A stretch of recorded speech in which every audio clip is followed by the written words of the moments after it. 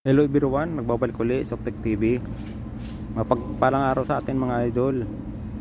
Ayan guys, may napulot pala ko guys na electric pang guys. Yan, tinapon pala to guys sa scrapan. Yan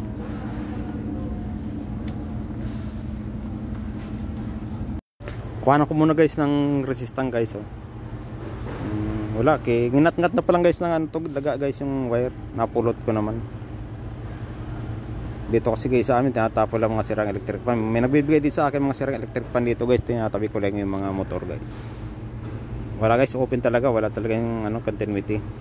Wala kayo kung hindi naman to sunog, lang to, yung may fusible fuse lang, may fuse lang to. Yan guys, buksan ko muna to. Pass forward ko lang. Yan guys, puro kalawang na guys yung guys yung takip ng iris guys Yan grabe. Buti hindi na daanan ng mabuti kasi guys may dito, may umikot lagi dito, nalagyan ng kinukuha ng mga magbuti. Yung guys hindi matanggal, lagyan ko muna ng W40. Ayan, i-pass forward ko na guys. Ayan yan, umikot na guys puro kalawang.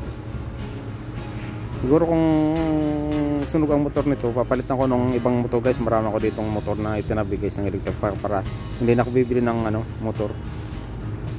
Maraming motor ko ditong tinatabi, binigay lang din sa akin, mapagana ko lang. Papalitan ko na guys ng motor kung hindi ko magawa ng brand. Guys, kung bago sa akin channel, paki-like, paki-subscribe, paki-hit the bell button na rin para updated kayo sa mga video ko na upload guys. Yan guys grabe. Yung switch pala guys wala na, pinalawang na, hindi na magagawa guys. Papalitan na ng bago. Yung itsura guys parang hindi pa naman sunog yung motor.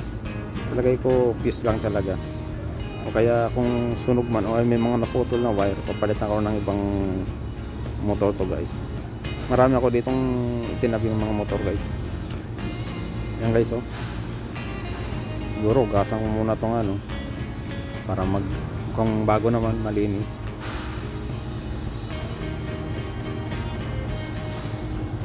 Yung guys ang niya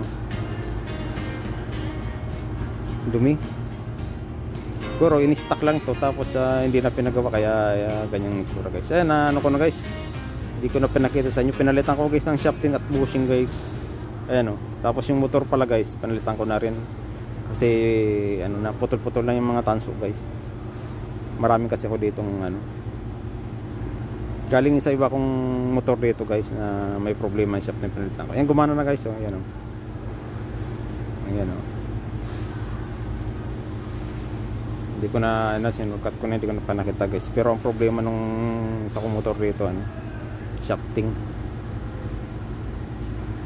Ayan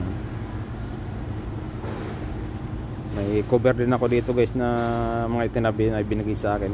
Iba na po, pulot ko lang din. Ayan yung bago-bago pa, pininturahan ko lang guys. Ayan kaya mukhang bago, kulay gray. Marami akong stock dito.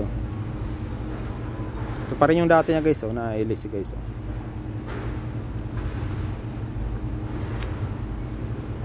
ko lang to guys.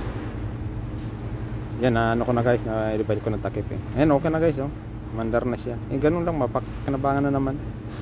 Pwedeng pang bigay-bigay. Ayan guys, salamat sa panonood. Thank you for watching.